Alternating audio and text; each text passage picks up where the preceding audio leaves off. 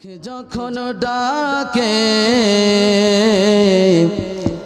কার ঘরে আর কে বা থাকে, ও আমার মালিক যখন ডাকে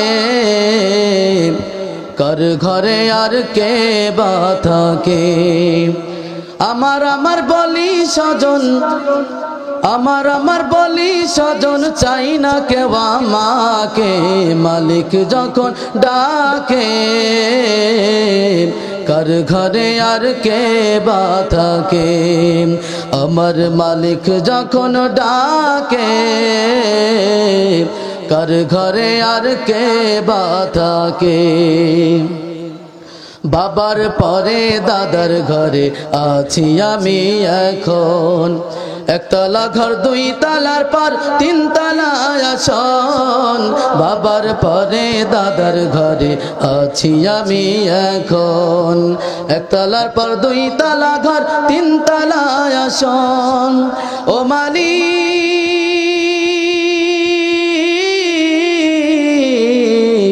ও মালিক, আমার বলি স্বজন চাই না কেউ আমাকে। মালিক যখন ডাকে কার ঘরে আর কে বা থাকে, আমার মালিক যখন ডাকে কার ঘরে আর কে বা থাকে। তুই দুনিয়া নিঠুরিয়া আজব খেলা ঘর, খেলায় খেলায় অবহেলায় করিস একদিন পার।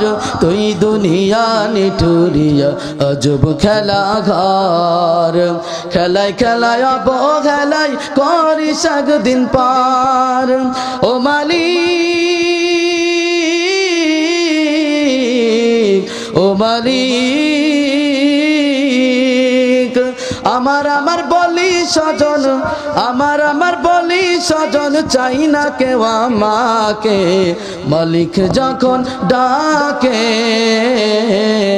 কার ঘরে আর কে বা থাকে, আমার মালিক যখন ডাকে কার ঘরে আর কে বা থাকে। ঠিক না বলেন? আওয়াজটা ক্লিয়ার করেন, একটু ভাষা দেন। ইন্নাল হামদুলিল্লাহ, আলহামদুলিল্লাহিল্লাযী হাদানা লিখাইরিল আদয়ান ওয়া মা কুন্না লিনাহতাদিয়া লাউলা আন হাদানাল্লাহ। وأكمل لنا ديننا وأتم علينا نعمته ورضي لنا الإسلام دينا، فلا نعبد ولا نستعين إلا إياه، ألف بين قلوب أهل الإيمان فأصبحوا بنعمته إخوانا، ونشهد أن لا إله إلا الله وحده لا شريك له، لا جد له ولا ند له ولا حد له، ونشهد أن سيدنا وسندنا وحبيبنا وحبيب ربنا وطبيب قلوبنا ومولانا محمدا عبده ورسوله، صلى الله تعالى عليه وعلى آله وأصحابه وسلم تسليما كثيرا كثيرا. الذي أرسله الله تعالى الحق بشيرا ونذيرا وداعيا إلى الله بإذنه وسراجا منيرا أما بعد فأعوذ بالله من الشيطان الرجيم بسم الله الرحمن الرحيم الملك يومئذ الحق للرحمن وكان يوما على الكافرين عسيرا ويوم يعد الظالم على يديه يقول يا ليتني اتخذت مع الرسول سبيلا إلى آخر الآيات. وقال النبي صلى الله عليه وسلم من تشبه بقوم فهو منهم أو كما قال عليه الصلاة والسلام. وقال الله تعالى في شان حبيبه إن الله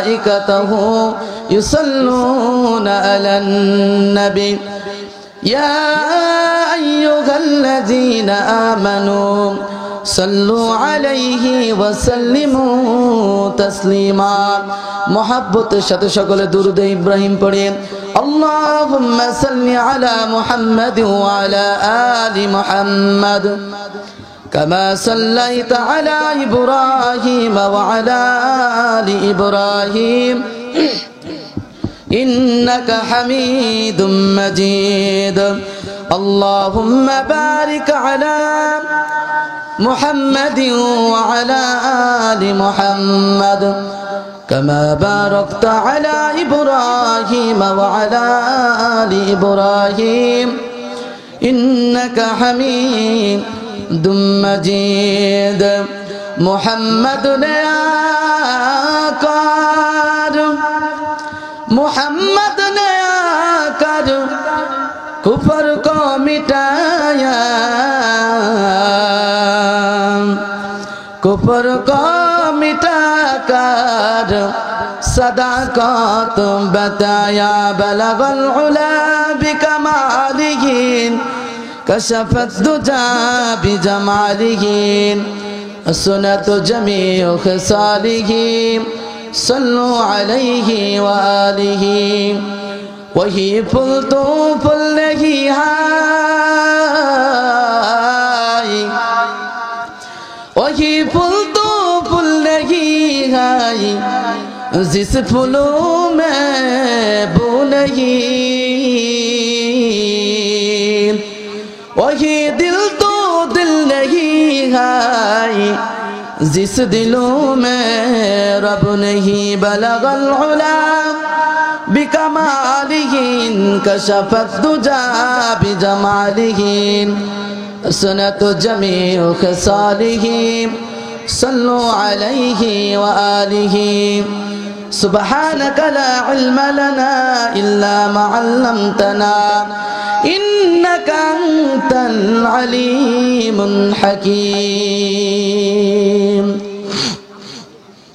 अमाल से बनती है जन्नत भी जहन्नम अमाल से बनती है जन्नत भी जहन्नम एक खाक फितरत में नाना रिहाई ना नूरी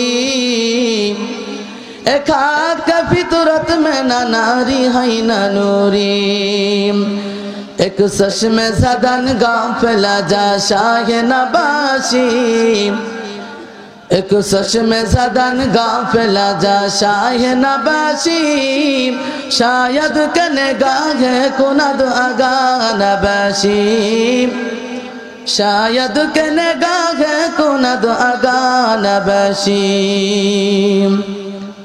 अल्हम्दुलिल्लाह पातिबिला তাহফিজুল কোরআন হাফিজে মাদ্রাসা কর্তৃক আয়োজিত আজকের এই বিরাট ওয়াজ মাহফিল হালকা জিকিরে 1 মার্চ 2021 আজকের এই মাহফিলে উপস্থিত সম্মানিত সভাপতি সাহেব, প্রধান অতিথি, বিশেষ অতিথিবৃন্দ, মুআজ্জাজ ও মুকাররম জাতির মাথার মুকুট ওরাসাতুল আম্বিয়া হযরত উলামা ইকরাম, আমার সামনে উপবিষ্ট এলাকার আশিকিন, জাকিরিন, শাকিরিন, মুহিব্বিন, মুরাব্বিয়ান আম, কলিজার টুকরা সমবয়সী যুবক বন্ধুগণ, সিনিয়র ছোট ভাই, পদ্মার অবস্থানরত শ্রদ্ধেয় সম্মানিতা মা ও বোনেরা, সৃষ্টির মহান স্রষ্টা মহান আল্লাহ পাক রব্বুল আলামিনের দরবারে লাখ কোটি শুকর ও সুজুদ যে মহান আল্লাহ সুবহানাল্লাহু তাআলা এই ফিতনা ফাসাদের জামানায় আল্লাহ পাক রব্বুল আলামিন আমাকে আপনাকে রহমতি বরকতি জান্নাতের টুকরা বাগানে পৃথিবীর সমস্ত কাজ থেকে ফারেক করে আল্লাহ পাক রব্বুল আলামিন এই জান্নাতের টুকরা বাগানে আমাকে আপনাকে আসার বসার তৌফিক মানসিকতা দান করলেন। সেজন্য সেই মহান মালিকের দরবারে অন্তরের অন্তঃস্থল থেকে কালিমাতুশ শুকর, শুকরিয়া জ্ঞাপন করি। সকলে বলি আলহামদুলিল্লাহ। চিৎকার মেরে বলেন না আলহামদুলিল্লাহ। লক্ষ কোটি দুরূদ ও সালাম বিশ্ব মানবতার মুক্তির দিশারি, বিশ্ব মানবতার মুক্তির কাণ্ডারি, বিশ্ব মানবতার মুক্তির দূত, যিনি এই মানুষকে হেদায়েতের পথ দেখানোর জন্য এই মানুষের হাতে লাঞ্ছিত, অপমানিত, অপদস্থ হয়েছেন, উহুদের ময়দানে দান্দান মোবারক শহীদ করেছেন, তায়েফের ময়দানে রক্ত ঝরিয়েছেন, অদ্যাপাতি রজবকাশী উম্মতের ব্যথায় ব্যথিত, উম্মতের চিন্তায় চিন্তিত এমন এক লৌহ মানবের দরবারে দুরূদ প্রেরণ করি। সকালে বলি সাল্লাল্লাহু আলাইহি সাল্লাম। সম্মানিত হাজরিন, আমি আপনাদের সামনে আল্লাহ সুবহানাল্লাহু তাআলার মহাগ্রন্থ আল কোরআন, কোরআনুল কারীম থেকে 25তম সূরা সূরাতুল ফুরকানের কিছু আয়াত তেলাওয়াত করেছি। রাসূল করিম সাল্লাল্লাহু আলাইহি সাল্লামের জবানের বাণী, অগণিত অসংখ্য আমিও বাণী, বুখারী মুসলিমের হাদিসের অংশ বিশেষ তেলাওয়াত করেছি। উল্লেখিত আয়াত এবং হাদিসকে সামনে রেখে, ভূমিকা বেঁধে রেখে কিছু আলোচনা করতেছে। আল্লাহ সুবহানাল্লাহু তাআলা এমন কিছু কথাবার্তা আমার জবান থেকে বাহির করে দেয় যেটা প্রথমে আমাকে আমল করা, দ্বিতীয়ত আপনাদের সকলকে আমল করা তৌফিক দান করে। সকলে বলি আমিন। সম্মানিত হাজিরিন, যারা এই মাহফিলের প্যান্ডেলের নিচে বসে আছেন তারা জান্নাতের বাগানে বসে আছেন, বলি সুবহানাল্লাহ। রাসূল করিম সাল্লাল্লাহু আলাইহি সাল্লামের হাদিসের ভাষায় এটা জান্নাতের বাগান। এখানে যারা বসে আছেন তারা জান্নাতের বাগানে বসে আছেন, কিন্তু দূরে যারা বিভিন্ন জায়গায় বসে আছে, এখনো গল্প গুজবে লিপ্ত রয়েছে, এরা জানি না এই জান্নাতের বাগানে নাই। এই জায়গাটার নাম আজকে জান্নাতের টুকরা। এখানে যারা বসবে তারা জান্নাতের বাগানের ভিতর থাকবে, বাইরে যারা থাকবে তারা গ্রামের ভিতর থাকবে। তো যারা নাকি জান্নাতের বাগানে এসেছেন, আল্লাহ পাক রব্বুল আলামিন জান্নাতীদের সুসংবাদ জানিয়েছেন যে যারা নাকি দুইটা আমল করতে পারবে, ইন্নাল্লাযীনা আমানু ওয়া আমিলুস সালিহাতি কানাত লাহুম জান্নাতুল ফিরদাউসি নুজুলা। রব্বে কারিম বলেন যে ঈমান আনয়ন করার পর আমলে সালেহ করবে, আল্লাহ পাক রব্বুল আলামিন তার মেহমানদারি করার জন্য জান্নাতুল ফিরদাউসটা রেখে দিয়েছে সুসজ্জিত করে। বলি সুবহানাল্লাহ। প্রিয় হাজরিন, সেজন্য যারা এখন এদিক সেদিক ঘোরাফেরা করছেন, আমি উদারত আহ্বান জানাবো আপনারা অতি দ্রুত আমাদের মাহফিলের ময়দানে চলে আসেন ইনশাআল্লাহ। সম্মানিত হাজরিন, আমি আপনাদের সামনে যে আয়াতে কারিমা তেলাওয়াত করেছি, আল্লাহ সুবহানাল্লাহু তাআলা সূরাতুল ফুরকান 25তম সূরা কোরআনুল কারীমের এখান থেকে আমি 26, 27, 28, 29 নম্বর আয়াত তেলাওয়াত করেছি।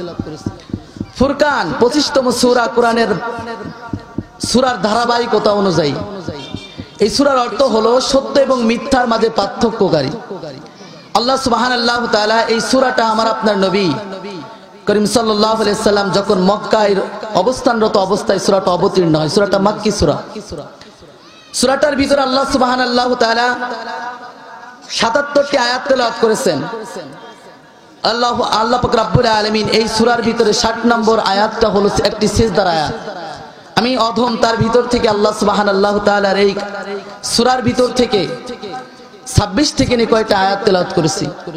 আল্লাহ পাক রব্বুল আলামিন উল্লেখিত আয়াতের মধ্যে দুনিয়ার মানুষদেরকে জানাইতেছেন, আল মুলকু ইয়াউমা ইযিনিল হাক্কু লির রহমান আল মুলকু ইয়াউমাইযিনিল হাক্কু লিররহমান ওয়া কানা ইয়াওমান আলাল কাফিরিনা আসীরা। আল্লাহ রাব্বুল আলামিন বলেন, এ দুনিয়ার মানুষ শুনিয়া লাও, আল্লাহ পাক রব্বুল আলামিন মানুষদেরকে দুনিয়ার জমিনে পাঠাইছেন। এই দুনিয়াটা হলো মানুষের পরকালের ফসল সঞ্চয় করার স্থান। আর দুনিয়া মাজরাতুল আখিরা, দুনিয়াটা হলো আখিরাতের ফসল সঞ্চয় করার স্থান। এ দুনিয়ার মানুষ, এই দুনিয়া তোমার শেষ নয়। তোমার এই মৃত্যুর পরে এমন একটা জামানা আসবে যে জীবনের শুরু থাকবে আর সে জামানার শেষ থাকবে না। বলি সুবহানাল্লাহ।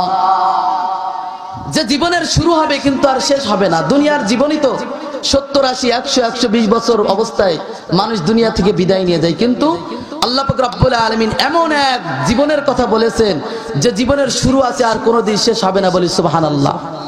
বন্ধুগণ আমার, আল্লাহ রাব্বুল আলামিন বলে, দুনিয়ার মানুষ শুনিয়া লাও, আল মুলকু ইয়াউমাইযিনিল হাক্কু লিররহমান।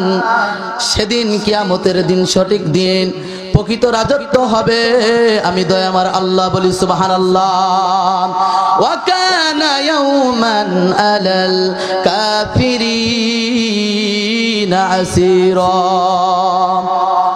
আল্লাহ বলে, দুনিয়ার মানুষ শুনিয়া লাও, কিয়ামতের ময়দান এমন এক ময়দান যেটার রাজত্ব হবে দয়াময় আমি আল্লাহর।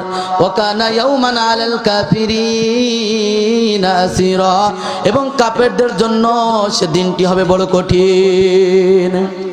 বন্ধুগণ আমার, আল্লাহ পাক রব্বুল আলামিন ভিন্ন আয়াতের মধ্যে দুনিয়ার মানুষদেরকে জানাই, এ দুনিয়ার মানুষ, ক্ষমতা দেওয়ার মালিক আমি আল্লাহ এবং ক্ষমতা ছিনায় নেওয়ার মালিক আমি আল্লাহ।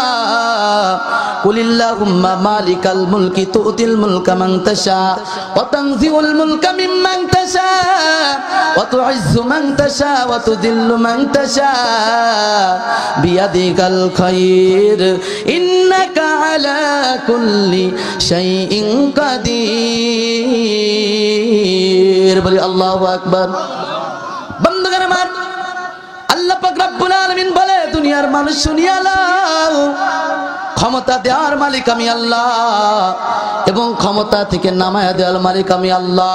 অত ইজ্জু মান তাশা ওয়া তুযিল্লু মান তাশা, মানুষের সম্মান দান করি আমি আল্লাহ, মানুষের অপমান করি আমি আল্লাহ। এমন ভাবে সব কিছুর ক্ষমতা আমি আল্লাহর কাছে আছে। বলি সুবহানাল্লাহ। সেজন্য আল্লাহ এই আয়াতের মধ্যে বলেন, দুনিয়ার মানুষ শুনিয়া লাও, আল মুলকু ইয়াউমাইযিনিল হাক্কু লিররহমান।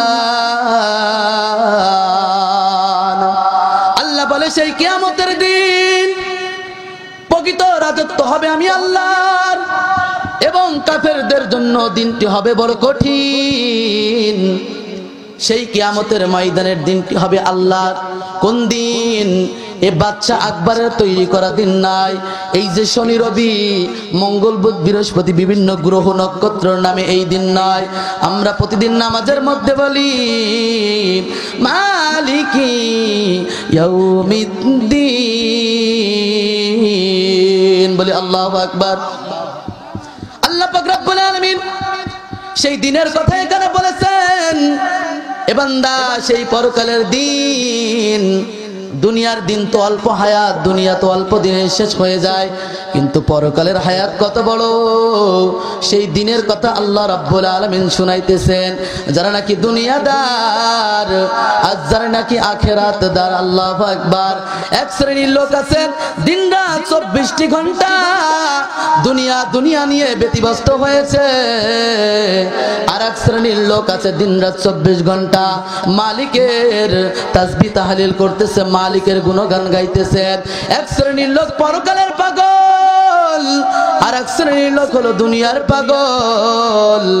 আল্লাহ পাক রব্বুল আলামিন বলেছে, যারা নাকি দুনিয়ার পাগল তারা হলো বোকার বোকা, আর যারা পরকালের সঞ্চয় কামাই করে নেয়, এরা হলো বুদ্ধিমান, এরা হলো চালাক। বলি সুবহানাল্লাহ। কারণ না দুনিয়ার হায়াত হলো স্বল্প হায়াত, পরকালের হায়াত কত লম্বা হায়াত।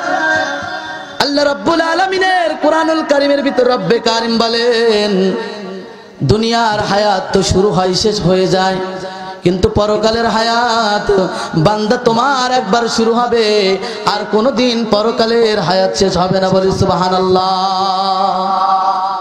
মুফাসসির ইকরাম দুনিয়া এবং পরকালের হায়াতের ব্যাখ্যা দিতেছেন।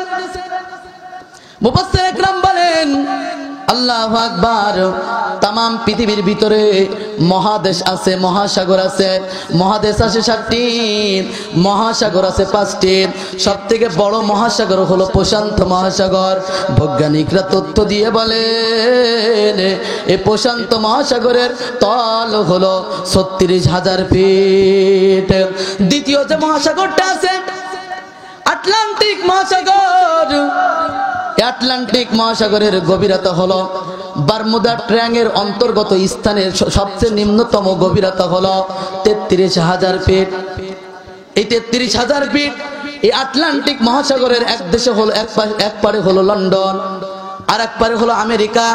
আমেরিকা এবং লন্ডন দুই দেশ, বড় বড় দুইটা রাষ্ট্র।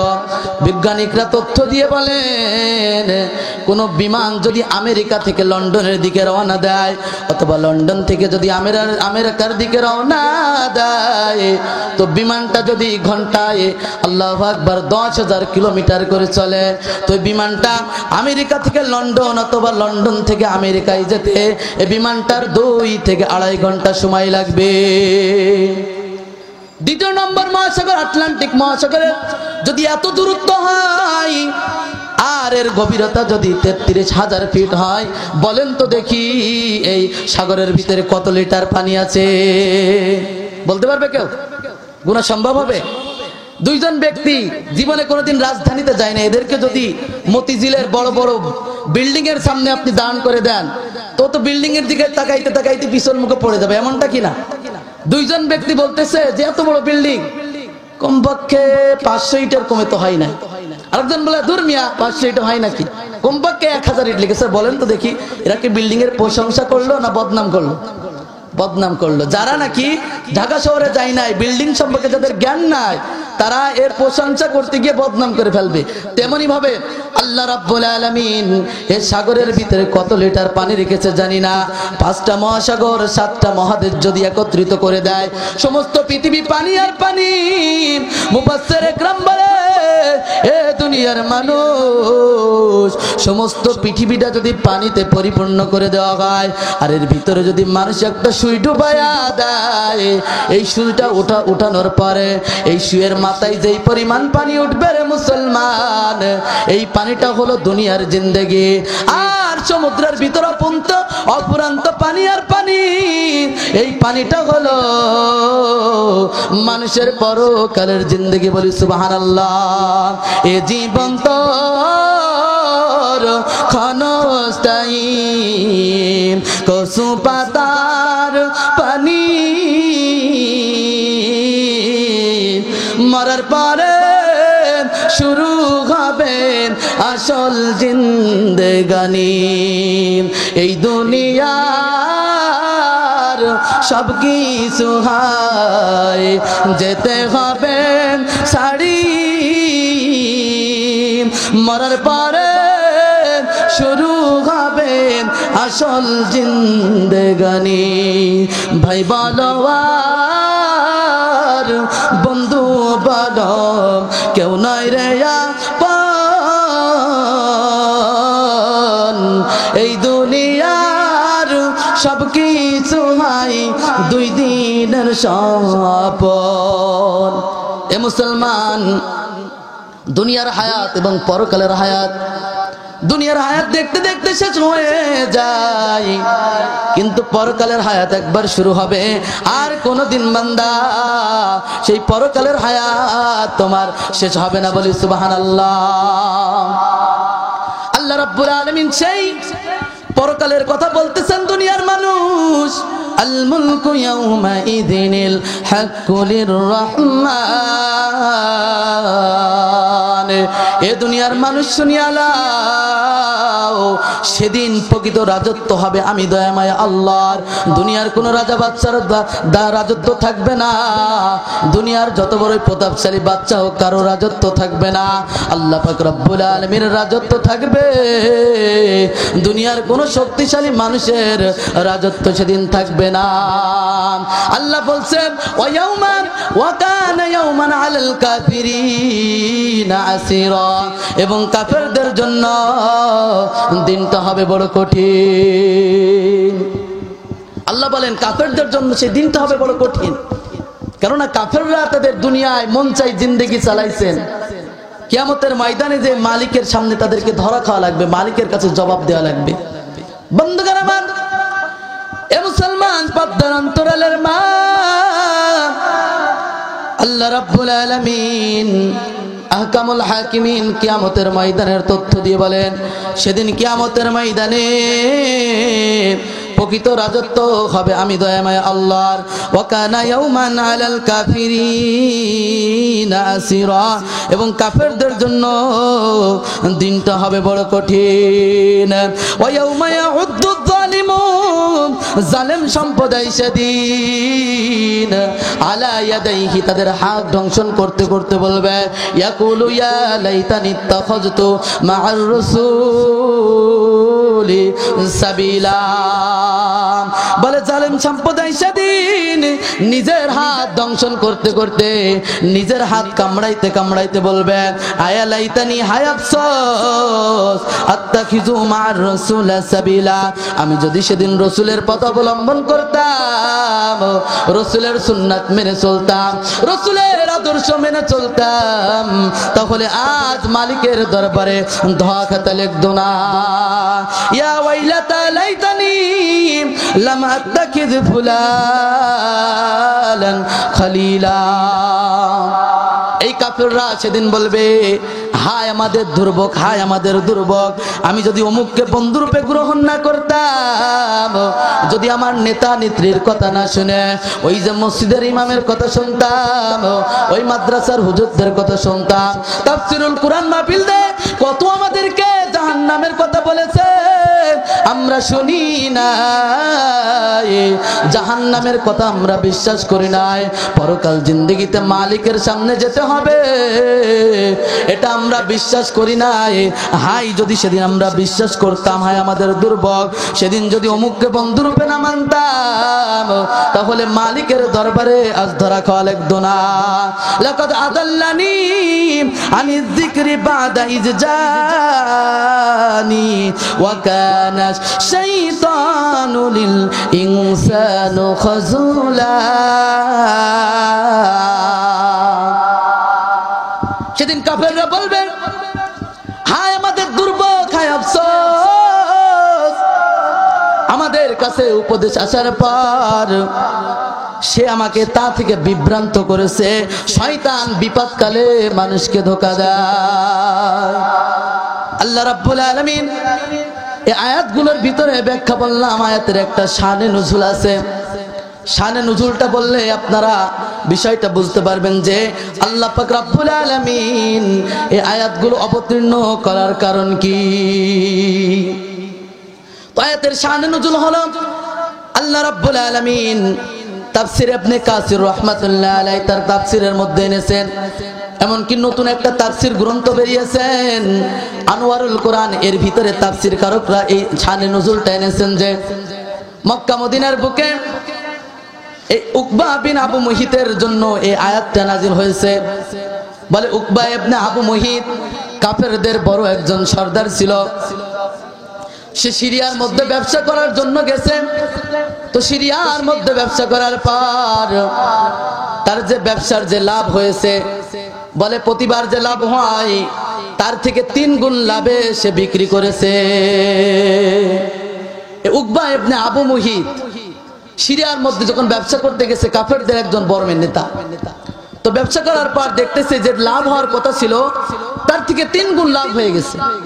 তো মনে মনে ভাবতেছে কাফের হলে কি হবে, তাদের ভিতরে একটা প্রথা ছিল যে এক ভাগ তারা এতিম মিসকিনদেরকে বিলায় দিতেন, এক ভাগ আত্মীয় স্বজনদেরকে দিয়ে দিতেন, আর এক ভাগের ভিতর থেকে, নিজের ভাগের ভিতর থেকে কিছু আরব দেশের যারা প্রভ্রান্তশীল লোক ছিল, যারা নাকি একটু উচ্চ সমাজের লোক, তাদেরকে ডেকে মেহমানদারি করতেন।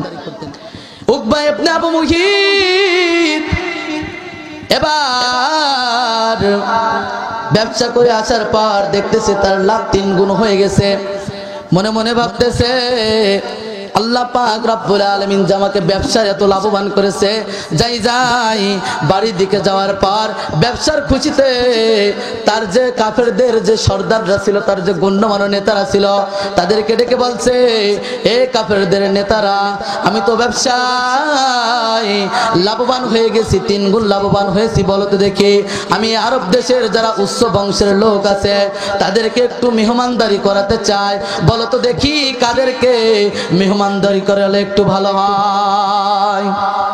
কাফের নেতারা বলতেছে, উকবা বিন আবু মুহিত, এই আরবের বুকে আমি দেখতেছি একমাত্র সঠিক দলের মধ্যে আছে মা আমিনার কলিজার টুকরা, আব্দুল্লাহর পুত্র, মা আমিনার নয়নের মণি, সরকারে দো আলম জনাবে মুহাম্মদুর রাসূলুল্লাহ সাল্লাল্লাহু আলাইহি ওয়াসাল্লাম, বলি সুবহানাল্লাহ। উকবা ইবনে আবু মুহিত বলতেছেন, এ কাফেররা শুনে রেখে দাও, আমি জানি মক্কার ভিতরে, মদিনার ভিতরে মুহাম্মাদের থেকে উত্তম বংশের লোক আর কেউ নাই, কিন্তু আমি তাকে দাওয়াত দিলে তোমরা ভাবতে, ওই দেখো আমাদের দল করে কাফেরদের নেতা হয়ে কিভাবে মুসলমানদের কাছে যে আবার মাথা নত করে। এই কারণে তোমাদের কাছ থেকে আমি শুনে নিতে চেয়েছি যে মুহাম্মাদকে দাওয়াত দেওয়া যাবে কি যাবে না। বলতেছে যে তোমাদের কাছ থেকে আমি এটা অনুমতি নিতে চাই যে তোমরা এতে রাজি আছো কিনা, বলে হ্যাঁ। পরের দিন উকবা ইবনে আবু মুহিত রাসূল করিম সাল্লাল্লাহু আলাইহি ওয়াসাল্লামের দরবারে উপস্থিত হয়ে গেছেন। উপস্থিত হওয়ার পর এবার মুহাম্মদ সাল্লাল্লাহু আলাইহি ওয়াসাল্লামকে ডেকে বলছে, এ মুহাম্মদ, আমি এক ধর্মের লোক, আপনি আরেক ধর্মের লোক, কিন্তু আমি সেটা কিছু মনে করি না। আমি জানি বুকে তোমার থেকে বিশ্বাসী আর কেউ হতে পারে না।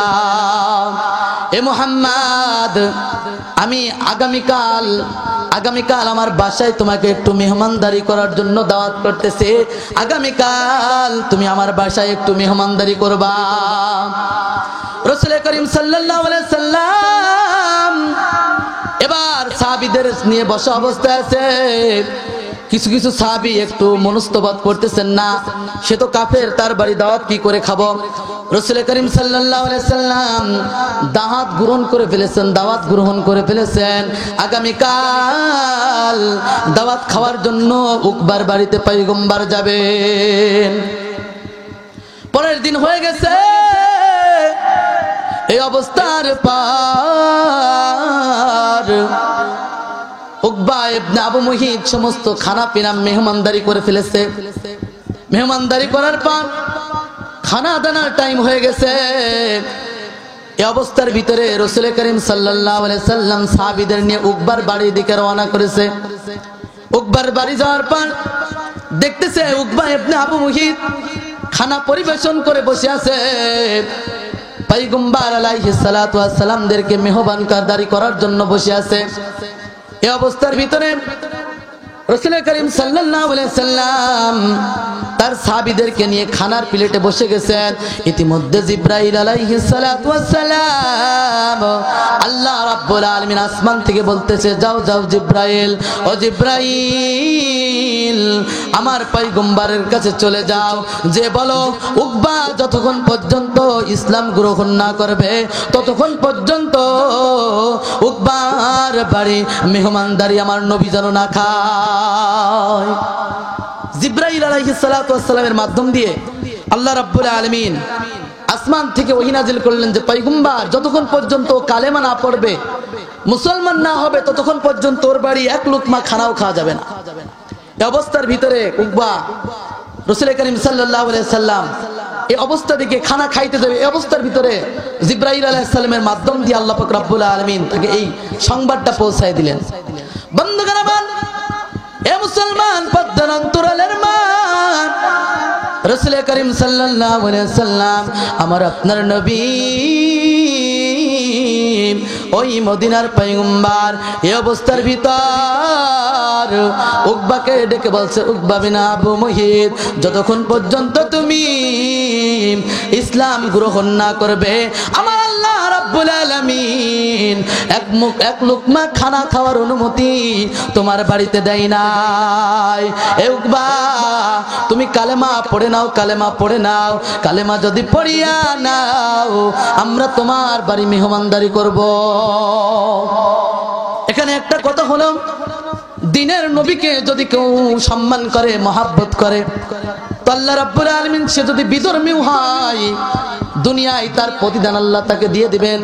ওই যে রাসূলের চাচা আল্লাহু আকবার আবু তালিব ইসলাম গ্রহণ করে নাই, কিন্তু তার জীবনের ভিতরে ওয়াকিয়া এসেছে রাসূলকে ভালোবাসতেন কত, নিজের জীবনের থেকে পয়গম্বর আলাইহিস সালাতু ওয়াস সালামকে ভালোবাসতো। এমন কি রাসূল করিম সাল্লাল্লাহু আলাইহি সাল্লাম কেউ উপহার করবে, এটা কখনো সে বরদাস্ত করে নাই, কখনো সহ্য করে নাই। তো রাসূলকে যারা মহব্বত করবে আল্লাহ রাব্বুল আলামিন দুনিয়ার ভিতরে তাকে প্রতিদান দিয়ে দেবে। উকবা রাসূলকে মহব্বত করেছেন, আল্লাহ রাব্বুল আলামিন উকবাকে ইসলাম গ্রহণ করার জন্য তাকে একটা সুযোগ দিয়ে দিয়েছেন, একটা সময় দিয়ে দিয়েছেন। এ উকবা, তুমি যদি কালেমা পড়িয়া লাও তাহলে আমার পয়গম্বর তোমার বাড়ি খানা খাবে, আমার পয়গম্বরকে তোমার বাড়ি দাওয়াত করেছো, এই সুযোগে আমি তোমাকে ইসলাম গ্রহণ করার একটা সুযোগ দিয়ে দিলাম। বলি সুবহানাল্লাহ। তো রাসূল করিম সাল্লাল্লাহু আলাইহি সাল্লামকে যে মহব্বত করবে, হোক সে বেঈমান, হোক সে বিধর্মী, হোক সে গায়রে কিতাবের লোক, আল্লাহু আকবার, আল্লাহ পাক রব্বুল আলামিন দুনিয়ার ভিতরে তার প্রতিদান দিয়ে দিবে, তার একটা সুযোগ দিয়ে দিবে। বন্ধুগণ আমার, এই অবস্থার ভিতর উকবা ইবনে আবু মুহিত মনে মনে ভাবতেছে যে আমার বাড়ি মেহমান এসেছে, এই মেহমান যদি না খেয়ে চলে যায়, পরের দিন আমি মক্কা নগরীর ভিতর আমার চেহারা দেখাতে পারবো না। কাফেরদের নেতারা বলতে থাকবে, হে উকবা, কেমন একজন লোক দেখো, তার বাড়ি মেহমান যে ফিরে এসেছে, মেহমানদারি পর্যন্ত কেউ গ্রহণ করে না। উকবা এবার মনে মনে ভাবতেছেন, হাই রে হাই, কি করা যায়, কি করা যায়। সে মনে মনে পলিটি খাটিয়েছে, একটা বুদ্ধি খাটিয়েছে। তো এখনকার মতো কালেমাটা পড়েনি, পয়গম্বর আলাইহিস সালাতু ওয়াস সালাম এবং তার সাহাবারা যদি খানা না খেয়ে চলে যায়, পরের দিন আমি কাফেরদের নেতাদের সামনে মুখ দেখাইতে পারবো না, আমার সম্মান থাকবে না। তিনি রাসূল করিম সাল্লাল্লাহু আলাইহি সাল্লামের সামনে পড়ে নিয়েছেন, লা ইলাহা ইল্লাল্লাহু মুহাম্মাদুর রাসূলুল্লাহ, লা ইলাহা ইল্লাল্লাহ, লা ইলাহা লা ইলাহা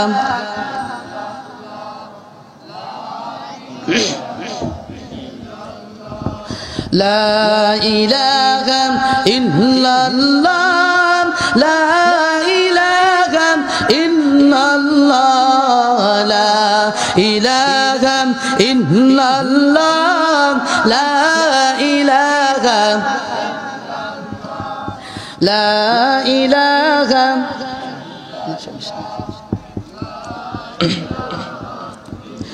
সদ সূর্য গ্রহ তারা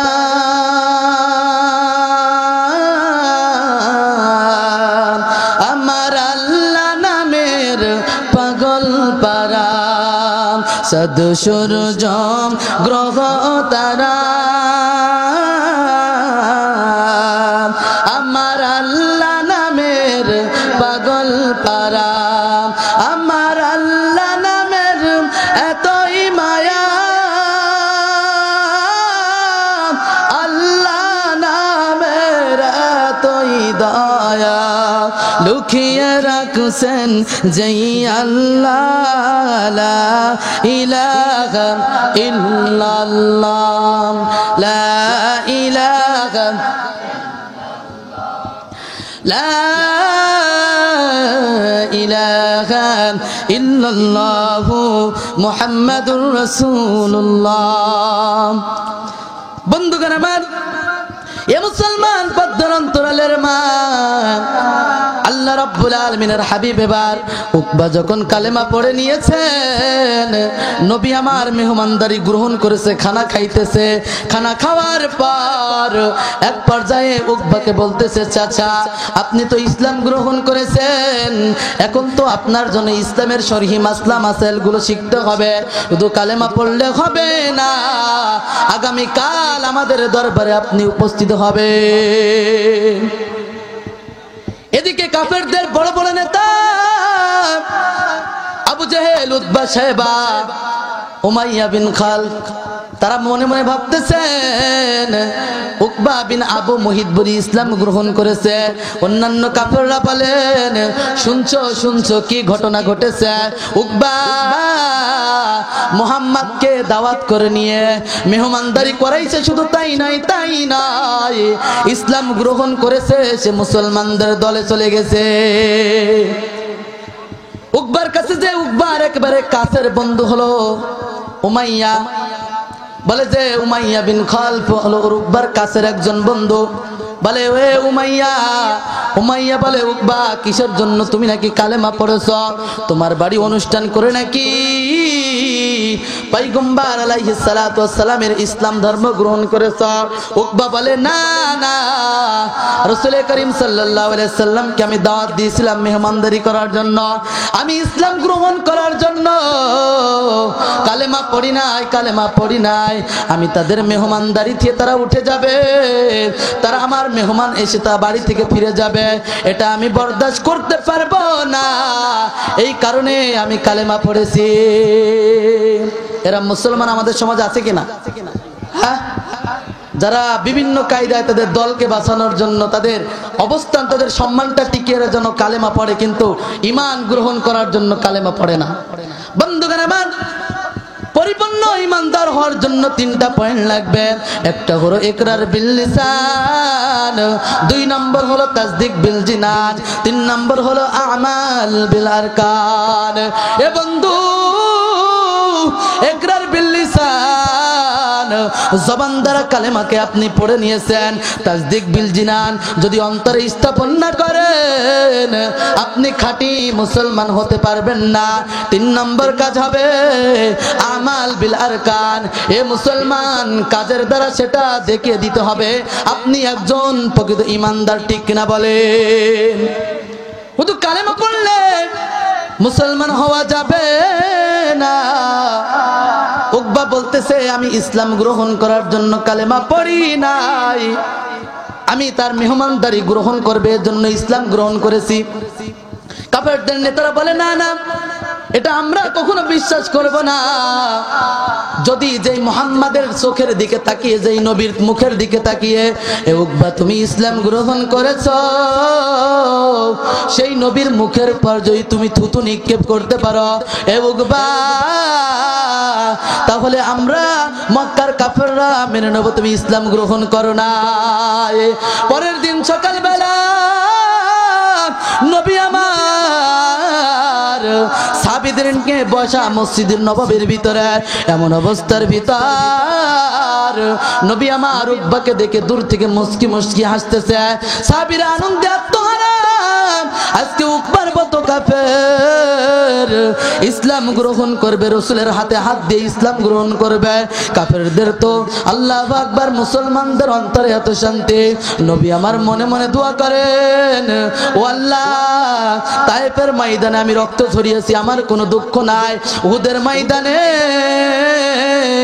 আমি নবী দান দান মোবারক শহীদ হয়ে গেছে, কোনো দুঃখ নাই। কত কাফেররা আমাকে কত কষ্ট দিয়েছে, আল্লাহ কোনো দুঃখ নাই, কোনো দুঃখ নাই। আজকে উকবার মতো কাফের ইসলাম গ্রহণ করতেছে, নবীর মুখে আমুসকি হাসতেছেন। উকবা এবার রাসূল করিম সাল্লাল্লাহু আলাইহি সাল্লামের দিকে এগোইতেছেন।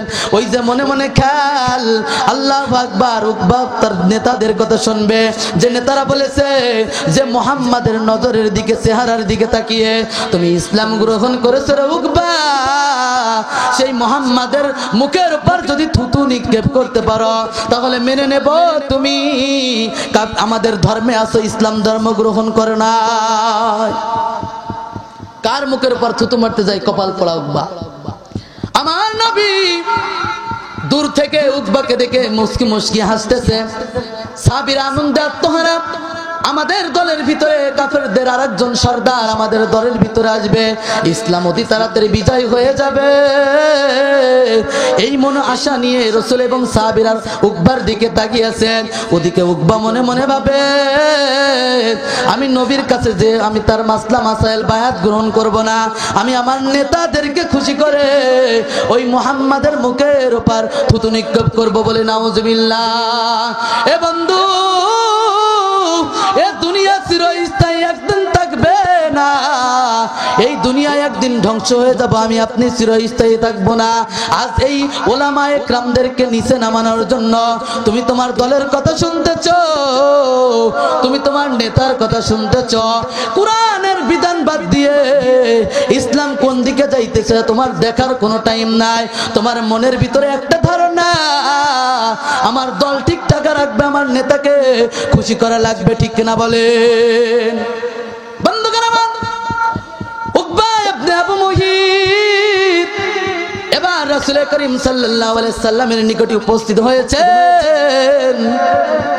উপস্থিত হওয়ার পর এবার নবী ভাবতেছে হয়তো সে আমার কাছে মুসাফা করবে, সালাম দিবে, কিন্তু না না, কপাল পরা উকবা পয়গম্বর আলাইহিস সালাতু ওয়াস সালামের কাছে যে নবীর সুন্দর চেহারার উপর থুতু মারতে যায় এই টার্গেট করে রেখেছেন। উকবা কপাল পরা, কত বড় কপাল পোড়া, কেমন নবীর মুখের উপর থুতু মারতে যায় যে নবীর চেহারাটা আল্লাহ পাক রব্বুল আলামিন কত সুন্দর করেছে। একজন সাহাবী মসজিদে নববীর কোল দিয়ে হেঁটে যায়, মনে মনে ভাবতেছে, অন্যান্য সাহাবীদেরকে ডেকে বলতেছে, ভাই ভাই আসো আসো, দেখো কিয়ামত হয়ে গেছে। কেননা তার মনের ধারণা কিয়ামত হয়ে গেছে, কিয়ামত হয়ে গেছে। ভাই ভাই কিভাবে কিয়ামত হয়ে গেছে?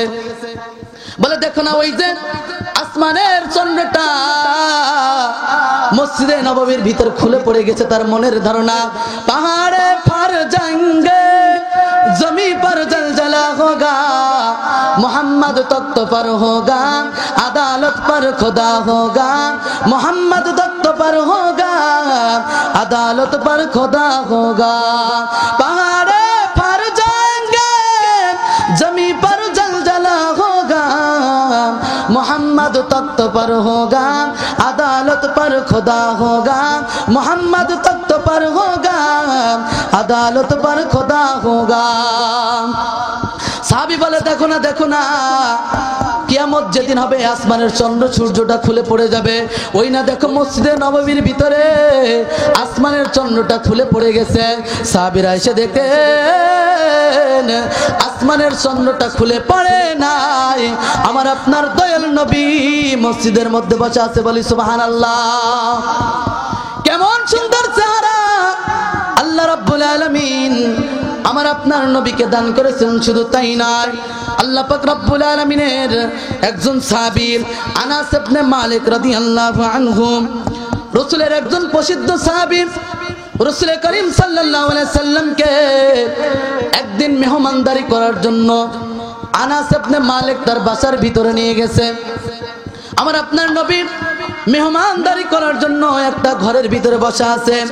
এই অবস্থার পর আনাস রাদিয়াল্লাহু আনহুর মা পর্দার আড়াল থেকে একবার আসমানের তারার দিকে তাকায়, আর একবার আমার নবীর সুন্দর চেহারার দিকে তাকায়।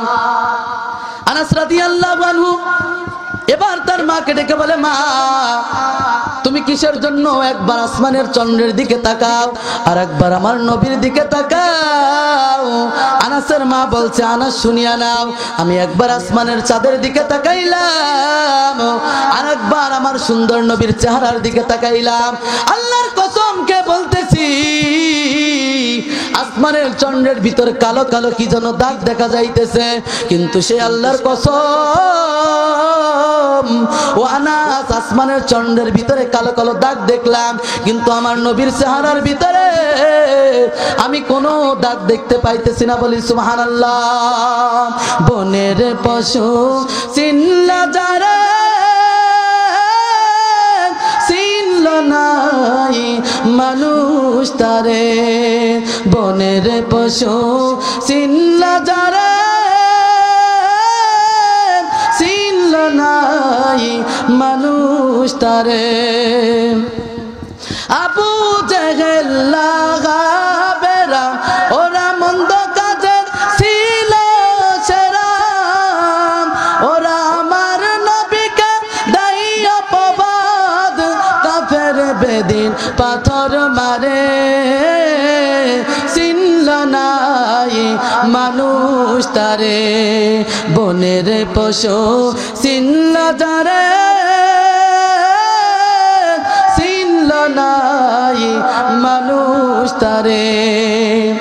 বন্ধুগণ আমার, এ মুসলমান পদ্মার অন্তরালের মা, আল্লাহ রাব্বুল আলামিনের হাবিবকে বলতেছেন, আনাস বিন মালিকের মা বলেন, ও আনাস, আসমানের চাঁদের ভিতরে কালো কালো দাগ দেখা যাইতেছে, কিন্তু আল্লাহর কসম আমার নবীর চেহারার ভিতর আমি কোনো দাগ দেখতে পাইতেছি না। বলি সুবহানাল্লাহ।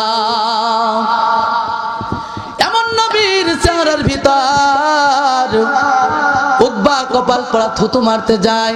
আল্লাহ পাক রব্বুল আলামিনের হাবিব এবার মসজিদে নববীর ভিতরে দাঁড়ানো অবস্থায় আছেন।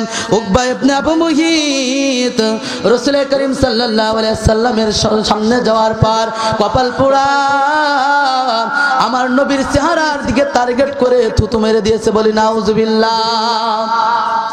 আল্লাহ রাব্বুল আলামিন তিনার হাবিবের অপমান সহ্য করেন নাই। উকবা যে থুতু মেরেছে, এই থুতুটা আবার ওভারটেক করে আবার ব্যাকে দিয়ে উকবার মুখের ভিতরে লাগিয়ে আল্লাহ রাব্বুল আলামিন উকবার চেহারাটা পুড়িয়ে ঝলসে দিয়েছে। বলি সুবহানাল্লাহ।